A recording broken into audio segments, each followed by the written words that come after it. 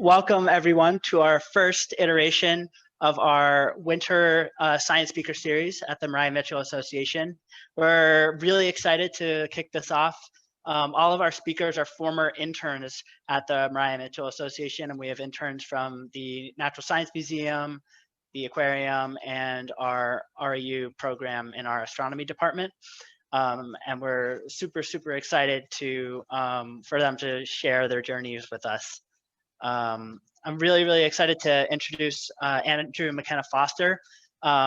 Most of you probably know him as the director of natural science, and since he was the director, he went off to get a Master's of Science from the University of Wisconsin, and is doing some really cool things with library and information science, and continues to help out the Mariah Mitchell Association and with data needs as well. And we're really excited to start this off. So Andrew, I'm gonna make you host, and welcome. All right, thanks Jack, great introduction, and so excited to be here. I'm glad to be part of this speaker series for Mariah Mitchell. And yeah, thanks to everyone who is here and attending. And if you're just watching the recording somewhere down the line, welcome. Thanks for tuning in. I'm talking to you from Eugene, Oregon, which is where I live now. And you'll gather a little bit of background maybe during the presentation. But I'm going to share my screen here and get started. All right. So I am going to be talking to you about data sharing, which is something I am extremely excited about, and it's something that I work in right now. And I'm hoping to show you through this presentation how data sharing interacts with your life and why you should care about it, and maybe you'll start seeing it in your daily lives. So I want to talk about my time at the MMA first, because my experience as an intern and staff at MMA is directly related to my interest now in data sharing and also my work that I'm doing. I'm going to talk about why data sharing is useful, how it works, give you some examples of data sharing, and then talk about data sharing on Nantucket and the benefits there. So some quick background. For those of you who don't know me, I started as an intern at the Mariah Mitchell Association in 2004 in the Natural Science Museum. And I was at Mariah Mitchell until 2016, and I left at that point. I was the director of natural science, but I knew I wanted to go back to school because I absolutely love being in school. I love being at a university, and I eventually found my way to the University of Washington. I was really interested in data management and information. So they have a great information school there. I did a degree in library and information science. So to become a librarian, basically, but I focused on data curation and data management. I graduated into the pandemic, and I feel very fortunate and excited to have found a position at Figshare, which is a company that works in the data sharing world. So this is, it's been pretty hard actually for me to find photos from like before 2009. But this is a picture of me in 2005. And you can see I have like a little like hemp necklace there. This was like my second summer on Nantucket, really excited to be back.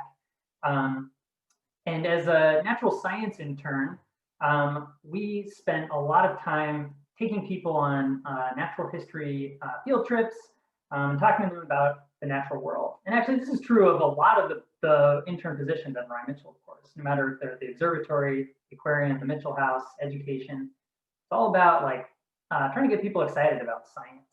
This is where we're on an insect and spider walk here at Mill Hill Park. And you can kind of see, I think everybody's waiting there until they can actually start using the equipment, just waiting for me to stop talking to them about whatever I'm saying. But as museum interns, natural science interns, we also got to work in the museum, giving tours, talking to people about Nantucket and the animals that live there. And of course, feeding the live animals was a huge part of the job and really fun for visitors. And we also got to work in the collections. And so the Mariah Mitchell Association has these biological collections that date back over 100 years in some cases. And so here, Julia and Meredith, I don't know, Julia is doing something on a computer with data. Meredith is identifying some insects. All the collections are now in a brand new facility, which is really amazing and terrific for them. But as interns, we got to experience and learn how to work with these specimens. And actually, you're seeing the result of some of the work that I did as an intern in 2004. And that's this collection of moths. I had to take every single moth out. There are like maybe 40 drawers of these. Every single moth out and pin it in a nice clean box without breaking antenna, legs, or wings. Spent many hot hours doing that in the basement. So this was like an incredible experience. And Mariah Mitchell is all about learn by doing. So we, of course, were also allowed to make a lot of mistakes. And here we went out to go do some field work. That's Jonathan Schuster there. And we just, it was Almanac Pond Road, got the Jeep completely stuck. We thought it was going to tip over. Kind of thought it was a disaster, but we ended up getting towed out and it was fine. And, you know, for young 20-year-olds, being an intern and being able to make these mistakes and having responsibility is huge. So I want to note that has been a big part of my life. But there have been a lot of people on Nantucket who have acted as mentors and helped us avoid making bigger mistakes. And I just wanted to like acknowledge some of them because they're where I am today is due to them. So people like Edith Andrews, Ginger Andrews, Bob Kennedy, William Maple, Bill Maple, Cheryl Beaton. This is a slide of the Nantucket Biodiversity Initiative Committee, which is you know, made up of all these conservation groups and interested groups on Nantucket. You know, everybody who's been part of NDI has really been an inspiration and a mentor for me. So I want to acknowledge all these people, definitely people that are not on this slide, but this brain trust of folks is really important for all interns, not just the Mariah Mitchell, but I think for any of the field staff and young people who come to work on Nantucket in the conservation world. All these people are so important and useful. This space down at the bottom of the screen was really awkward. I need somebody like lying down or something. So threw a turtle in there, the snapping turtle. You know, Nantucket's Natural World is also a great mentor and teacher. So this gets into what another part of being an intern was, which was participating in research, whether we were actively participating or just observing.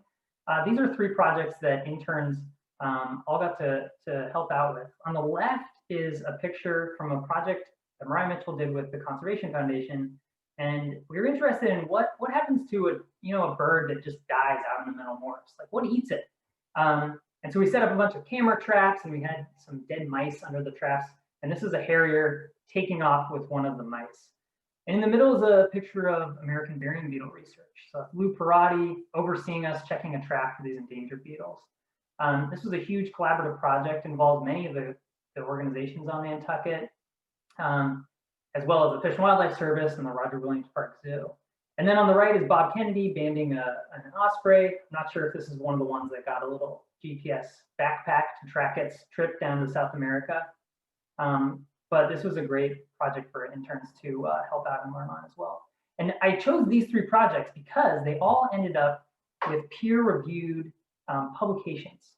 And so these publications you can find basically anywhere. If you go to a library and you're searching for, say, osprey migration, you are likely to come up with this publication.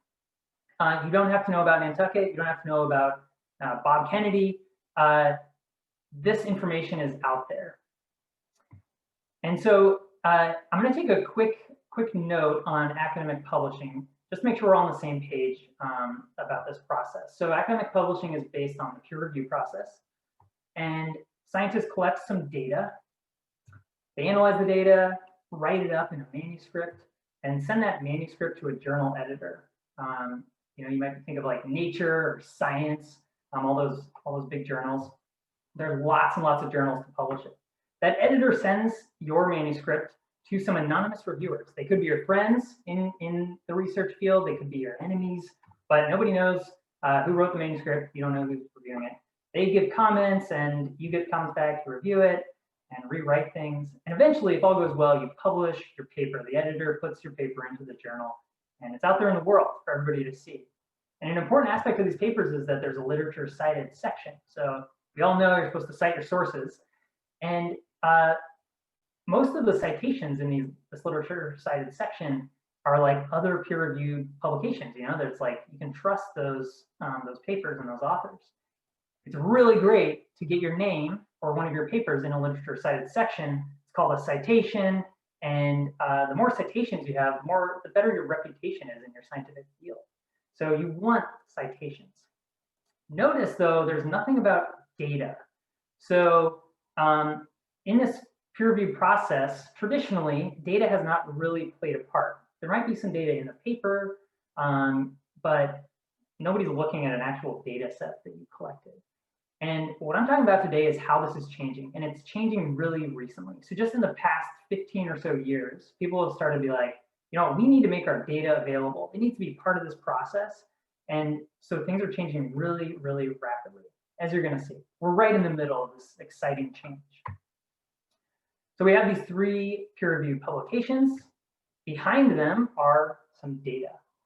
But I'm gonna bring up one other kind of set of data, and that's data that doesn't get to this peer-reviewed, academically published paper.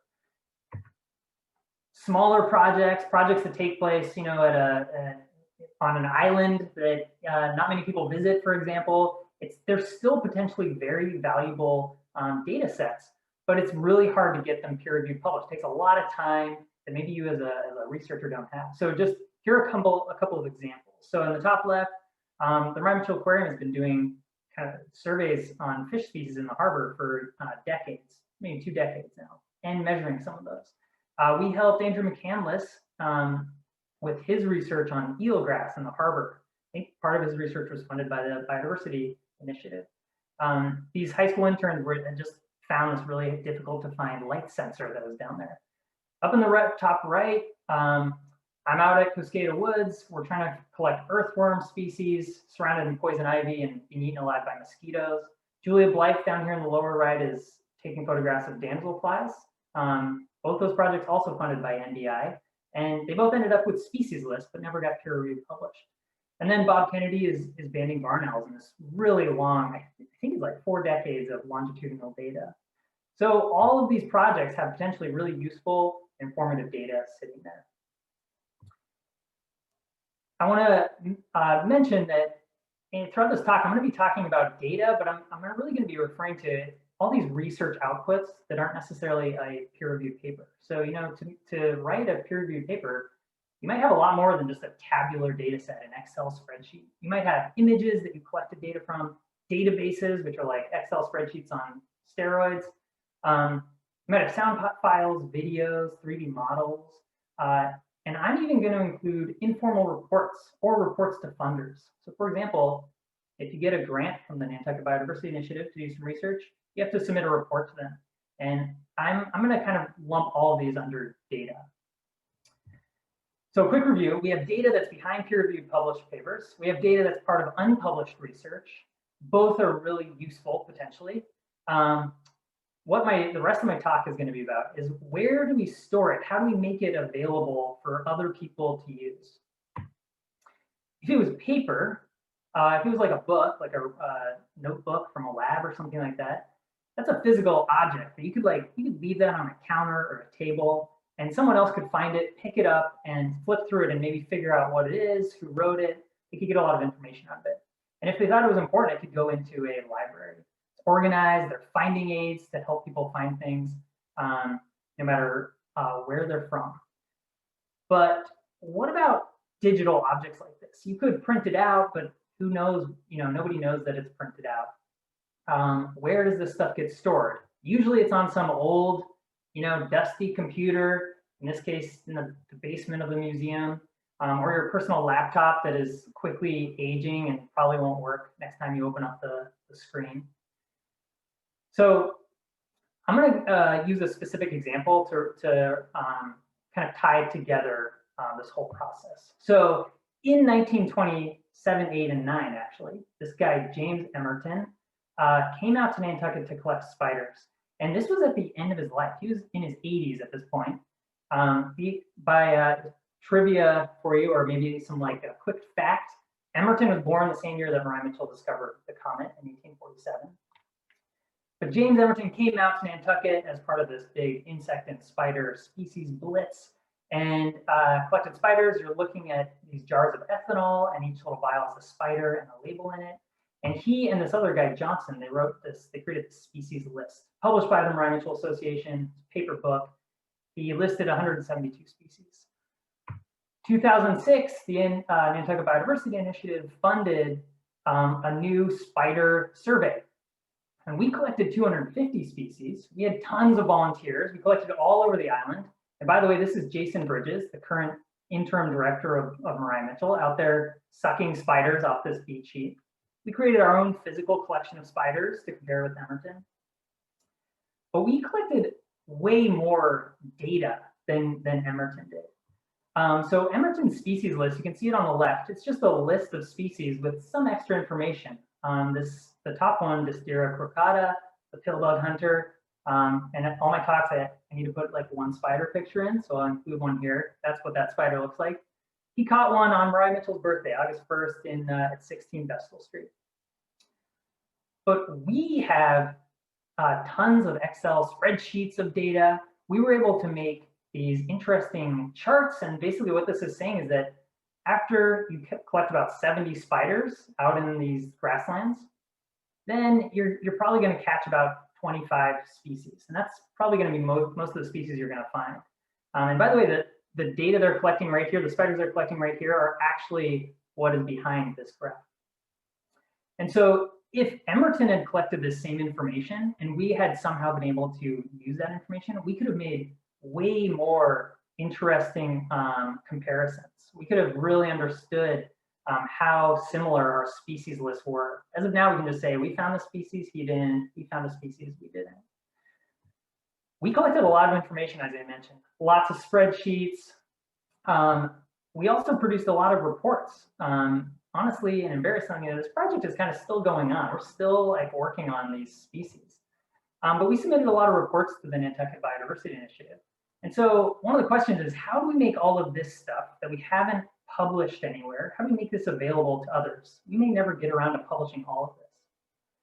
And you may be thinking, well, okay, well, that's like hypothetical. Will anybody actually care about that? You know? And in actuality, yeah, they actually will care about it. And here's an example. So in 2018, this Penn State researcher, Michael Scabarla, got in touch with me, and he's like, hey, I have this report that you wrote, or this publication, and I want to use it. I'm writing a paper about tarantulas in the Northeast. And I want to know how to cite it. I want to put it in my literature cited section. He wanted to find a way or understand how to point people to find this publication. Where does it sit? Who published it?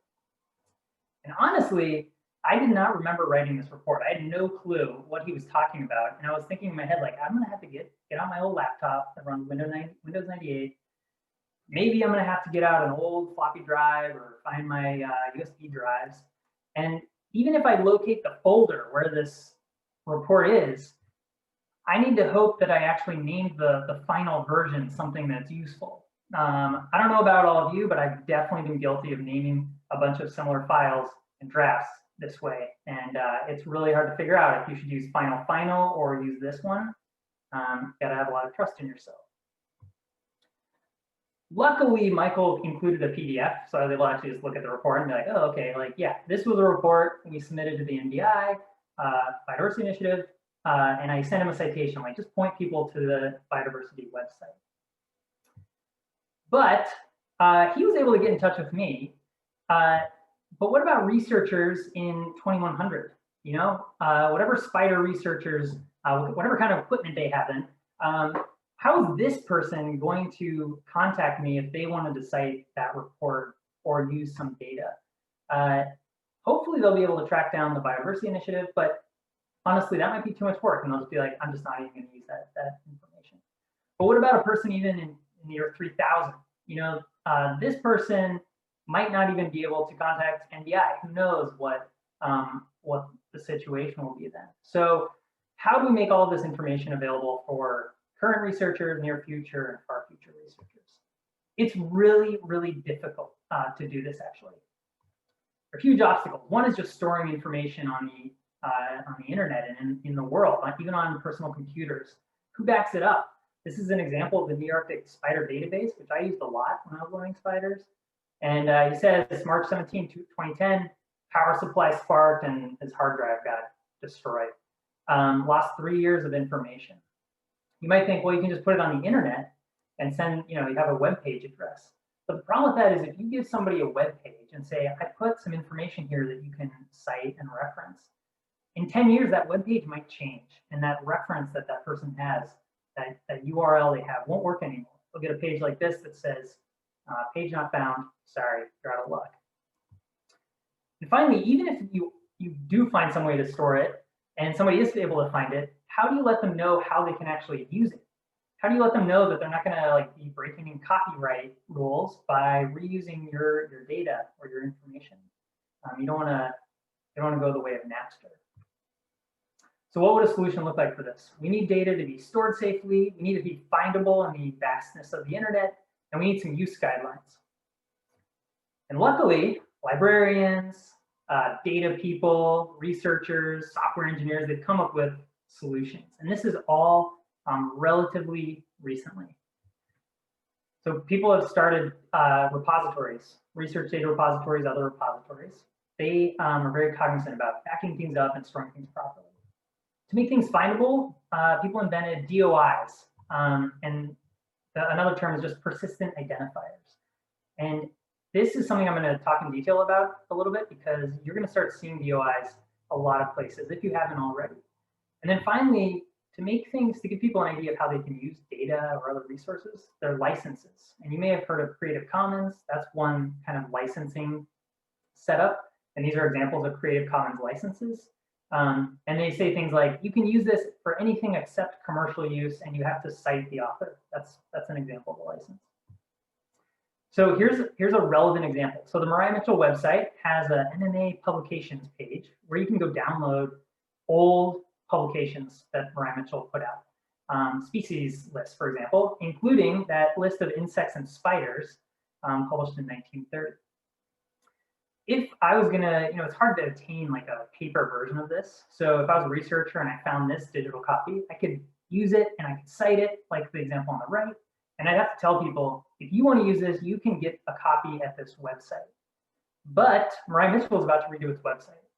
Does it want to have to keep track of this URL and make sure it always works? No, that would be basically a waste of time. We have technology that can solve this problem in the form of data repositories. So there are a lot of repositories out there now. Some are specific to certain types of data or information. GenBank is like genetics.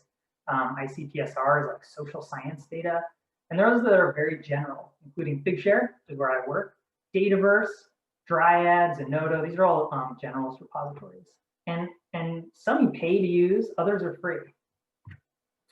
So I worked with Jason Finger at Mariah Mitchell, and we put the copy of this insect and spider species list into Figshare. And this is free for individual scientists. And notice a couple things. At the very bottom of the screen, hopefully you can see that, there's a license, Creative Commons by 4.0, meaning people can basically use this for whatever they want as long as they cite it. And there's some guidance on citing. You can get a citation in many different formats. And notice there's that DOI. And there are a couple other really cool things. So there are keywords, which means that it can be findable on the internet when people search Google or DuckDuckGo. Categories help organize everything. And also you can see how many people have viewed it, how many downloads have happened, and if it's gotten cited yet. So now that citation doesn't refer to a website. You just put in this DOI address. And this DOI address will just, if you click on it, it should always take you to wherever this PDF is living on the internet. How does that work? Like that, it seems just like another URL. So the next two slides, I'm just going to go into a little bit of detail, a little bit of technical detail for you. Because I think that, as I mentioned, you're going to see DOIs in a lot more places. And you got to learn something from this talk, right? So this is it. Pretend we're a researcher, you're a researcher, and you have some data files. You also are going to have in your head, most likely, some metadata. You're going to know what you want to title this data set, who helped you with it, the authors, the dates you did it, the license that you want, how you want people to use it, and then your keywords to make it findable. You go over to a repository, you find one that works for you, and you upload your files. And you also type in all your metadata. The repository then does a lot of work for you. it sends your metadata to, and this is a very broad and general schematic of how this all works, but it sends your metadata to this registry organization, and there are several different ones. I'm using DataCite.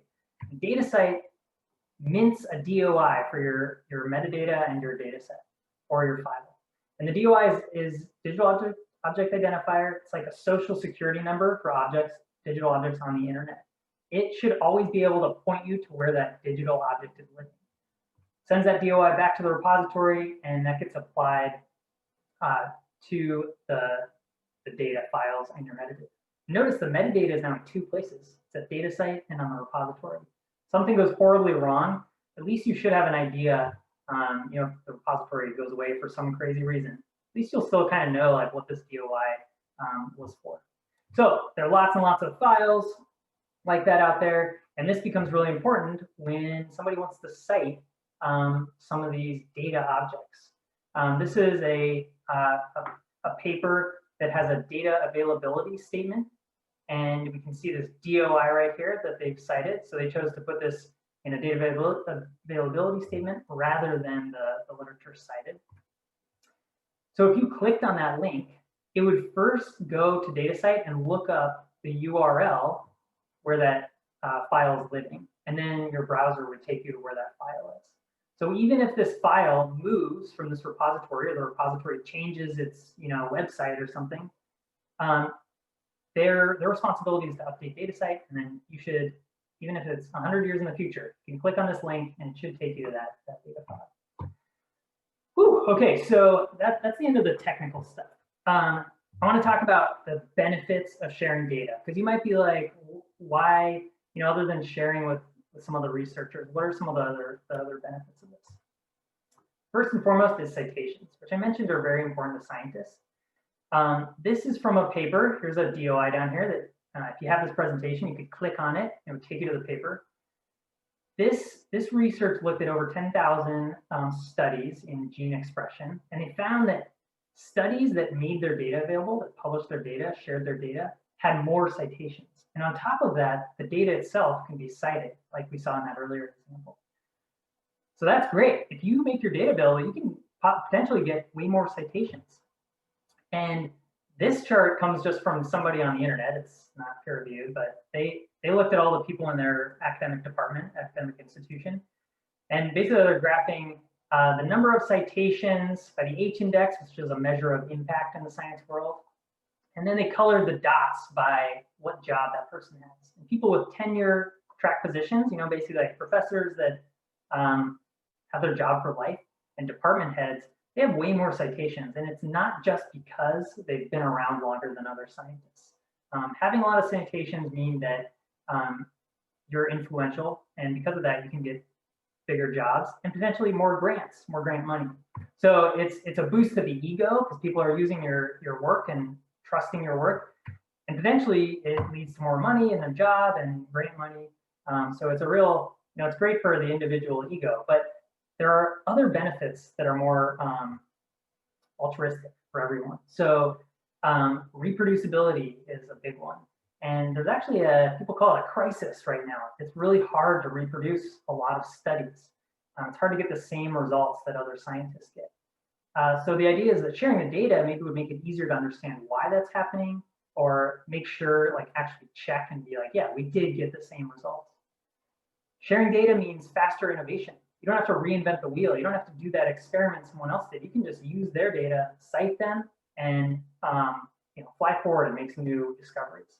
And then finally, and I think this is really relevant to Nantucket, using repositories and DOIs means that this information is going to be accessible far into the future.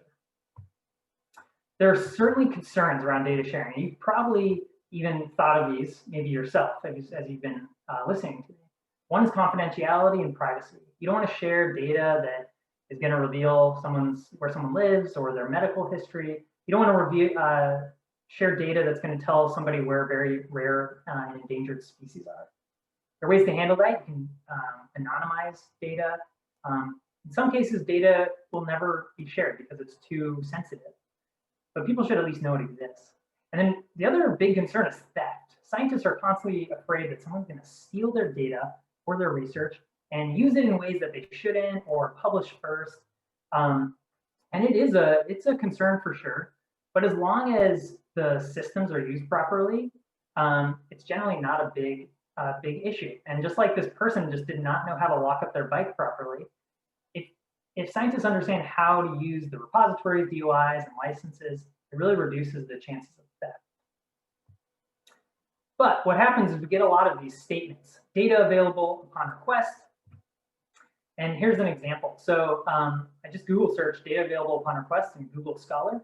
And the first and third items are about this problem, studies about this issue. And the second and fourth ones are actually examples of that, where you see them saying, it's unpublished data, it's available upon request, or data available upon request. The problem is you get back to this issue. In 50 years, am I actually going to be able to request that data? And are they actually going to be able to find it for me so that I can try to reproduce their experiment or their results? The things that are changing right now or helping change are some big policy changes. So on the left are two mandates from the Obama White House. One is all about like government data, and a lot of government data is available through government portals, and I really highly encourage you to check that out. Boston has a great one, for example. But another big one, this only happened in 2013, and they said any federal agency that gives money for research over $100 million needs to basically mandate that the data with that research be shared as well. So that means that National Science Foundation, National Institutes for Health, they have data sharing mandates now. And even publishers, the journals that all this stuff might get peer reviewed published in, have their own mandates. So you can see here it says the data must be shared with the scientific community as a condition of publication. This is for Nature. So this is great. It's kind of like a big stick that's kind of like forcing people to actually think about doing this. So there are benefits. There are these real potential benefits for people sharing data. There are also some things to be concerned about and things that have to be really monitored and checked. But all of this is still relatively new. People are still figuring this out. There are tons of academic scientists who are really hesitant to share their data. And I'll give you some examples now that illustrate both the good and some of the bad. You may have seen this coming. COVID-19 is an example of how data sharing accelerated science. So this paper from Science Magazine is just talking about the first, the draft genome, basically like the genetic sequence that defines this virus. And it was shared by some researchers from China who first sequenced this. They could have held onto it and been like, oh, we're going to publish a paper and get all the credit for this. But they chose to make it available through virological.org. And then it got moved over to GenBank, which I actually mentioned before, a big repository for data. And they said, please use this. Just let us know if you want to publish it. And that's great. No doubt because of this sharing and also other scientists working in this area who shared their data over the last year. That's why we have vaccines available so quickly. But there are definitely still problems. The same Science Magazine article also mentioned that somebody used this genetic sequence, made a little chart of how closely this virus matches other ones, and then put it on Twitter, which, it's kind of like publishing, but basically it was like, hey, check this thing I made, and didn't cite these original researchers. So that really makes people hesitant to put their work out there if they're not going to get credit for it. Astronomy deserves a major shout out here because it's always been a good data share as a discipline. So on the left, Sloan Digital Sky Survey, you can go and just check out all this data they have. Regina at the Mariah Mitchell Observatory pointed me to the ESA Sky site. Really cool. You can click on any part of the sky and find out what data is taken from that part of the sky and where it is. Also, the Mariah Mitchell Observatory uses shared data, uses data available from other telescopes, and also shares some data collected at Mariah Mitchell Observatory. So it deserves a shout out for that. But you can maybe guess why astronomy is so good at sharing data. It's because a single scientist can't build a massive telescope that's hundreds of millions of dollars. And so what happens is these telescopes get built, scientists get time on them, and then they're able to use their data, and then they make it available when they publish some results or at some point. I just want to point out that there are still issues. So even though data, astronomy data is really well shared, it can still be hard to reproduce some data, and that's because of proprietary algorithms in this example from 2018. And by the way, notice here's a DOI for this article, so it's always findable. So right now, people are trying to figure out how do we've kind of figured out data sharing, but how do we make code available? How do we make algorithms available and shareable? Nobody really has the best answer yet. And so it's a really exciting time in this whole field. So another example is biodiversity data. And this is GBIF, Global Biodiversity Information Facility. It aggregates information from museums and institutions. You can see it has 1.6 billion species records from around the globe. And this is a way to innovate, to speed up researchers. And here is an example. So honestly, I have not read this paper yet, but it was published in 2020. It's about palm borer moths and red palm beetles, invasive species in some areas. But this just shows all the data sets they use to create this paper and write this paper. Here's the DOIs, and anything with 15468 came from GBIF. This is incredible. Imagine being this researcher and having to like email and text and call all these different researchers to try to get their data and then be like, yeah, like, is it on your old laptop? Like, can you please find it for me? Because it's all available on GBIF, it was easy for them, well, I assume it was relatively easy for them just to gather it all up and use it. So last example, sharing individual projects, small scale, one-off experiments, sharing the data and other research objects around that is really useful and potentially very valuable. So here are two examples. This is data, the Harvard Dataverse, another repository for scientists to use. And this is just data for a publication. Who knows if somebody will actually ever use it again or look at it even, but it's out there in case that needs to happen. And on the right is an example of the first data that I ever shared. I was kind of like testing this all out a couple years ago. This was before I worked at Figshare actually, and I used Figshare. And many of you maybe know about the headless millipede mystery on Tuckernuck. It's never been officially figured out what removes the heads from millipedes. But myself and Cheryl Beaton and Larry Millman, and we tried to figure it out with a grant from the Biodiversity Initiative.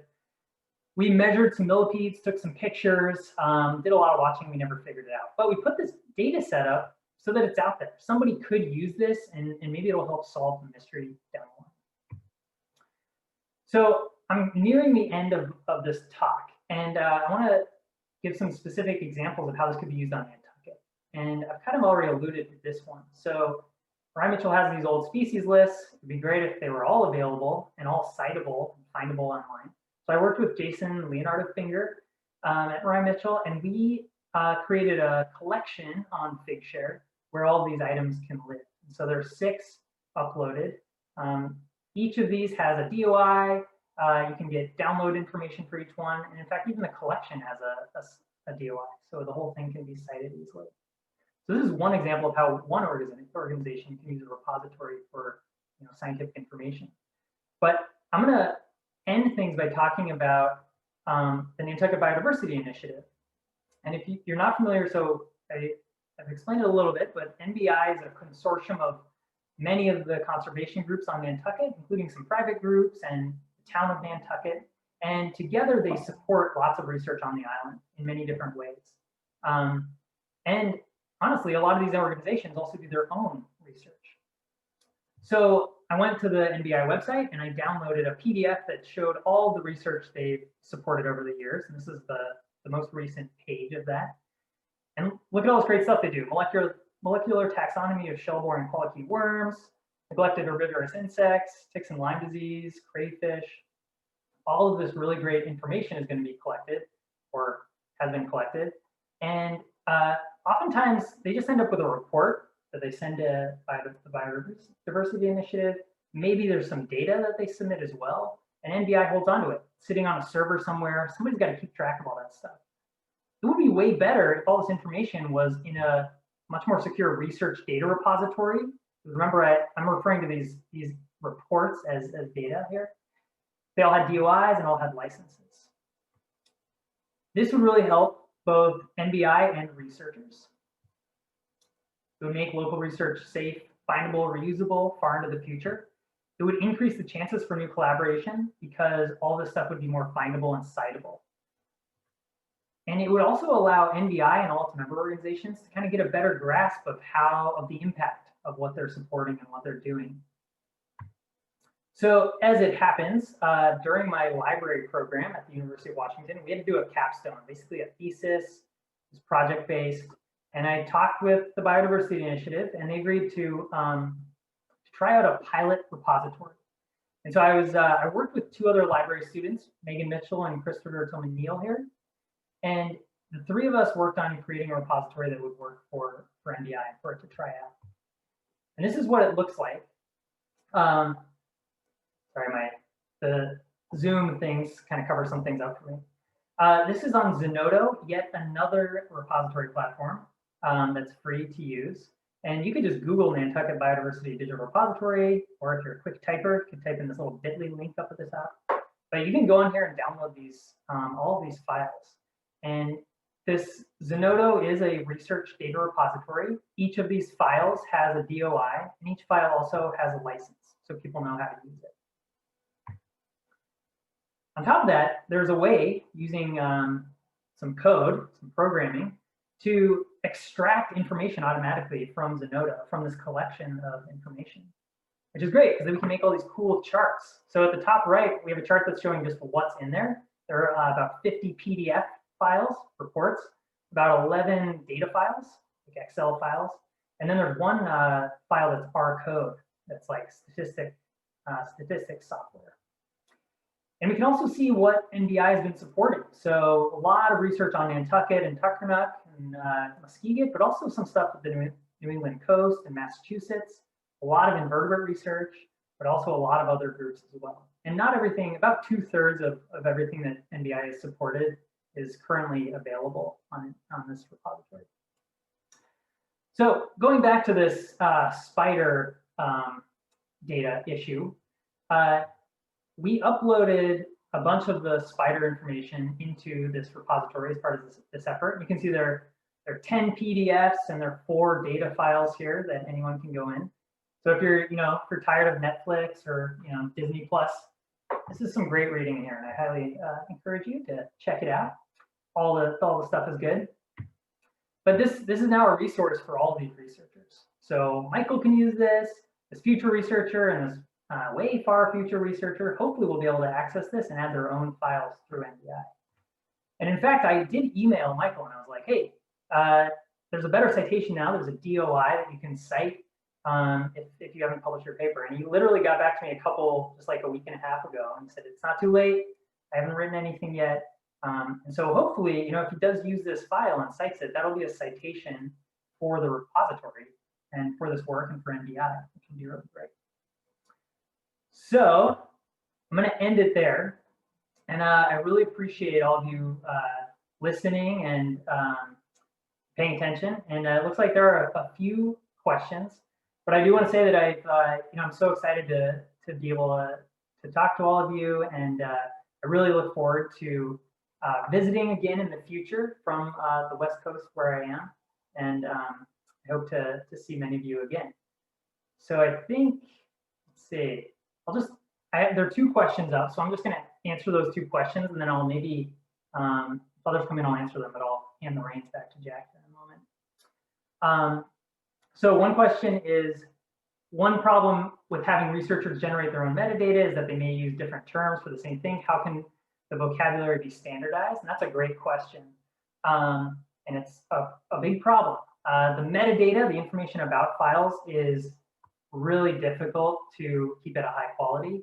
And so for a lot of these repositories, the biggest problem is bad metadata. They solve that a little bit by providing categories at least. It's like you can choose from this like select list of different categories, but people are still allowed to just put in whatever keywords they want. The other thing is that a lot of search engines index to a very fine granular level these repositories. So even if you don't quite put in all the right metadata, I think it's getting to the point where Google and other search engines will actually like search your files. So perhaps that'll kind of ameliorate that, or ameliorate that issue. So let's see, another question, maybe. Oh, is there a data repository keeping track of all the data repositories? It's a great question, and there actually is. I think it's R3 data.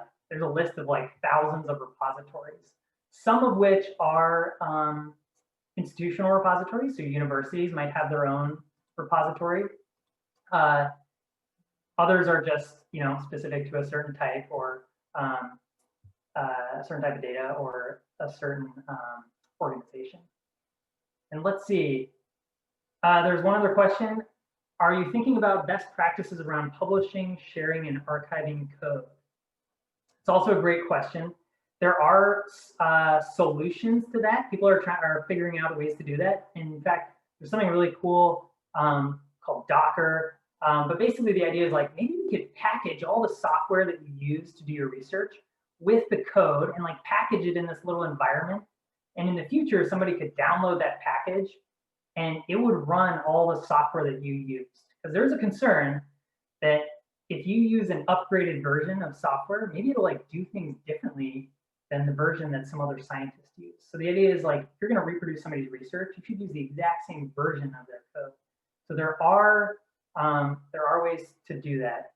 And, but yet again, that is one of those like pushing the envelope things. People are still understanding how to do that. Oh, great. Another question. How is work funded? Grants, subscriptions? That's a great question. And it is, so it's funded in many different ways, honestly. Some repositories charge researchers, just like you pay sometimes to publish a paper with a journal. You might pay to have them keep your data forever. Some repositories are funded by big governmental organizations. The Zenodo repository that NDI now uses, that is funded by CERN, which is the big particle accelerator. And they're like, we had to build something huge to handle all of our data, which is like, I don't know, petabytes of data. And they're like, we might as well just open it up. Figshare started out as a free repository, so just giving people a place to store their research files because of this need. The founder is a stem cell biologist, and now they offer a solution to repository for institutions, and so that helps fund the free version of Figshare, which is still free. And then let's see, other ones are based on subscriptions. Some groups will all get together and kind of pay to have a repository specific to a type of data. Okay, let me see if, let's see if there are other questions. Oh, great. Someone asked, what are you up to next? What are your next big projects? Thanks for asking that. So I'm working at Figshare. I spent a lot of time thinking about repositories, and I did start some other library-related research at the University of Washington. I'm trying to finish up here. But honestly, I'm always thinking about, for example, the Spider project, and hoping to continue that and continue publishing and making it available, and also just acting as a knowledge person for folks on Nantucket who want to make the research available. I think that because I got to where I am because of Ryan Mitchell and all these other groups on Nantucket, I really feel like it's what I can give back, is helping make Nantucket part of the global research ecosystem. Okay, so let's see, I'm gonna stop sharing my screen. And see if there, oh, we got another question, great. What is one piece of advice you would give to junior researchers starting out with data management? How early would you start with choosing and formatting your data for a repository? Okay, great question.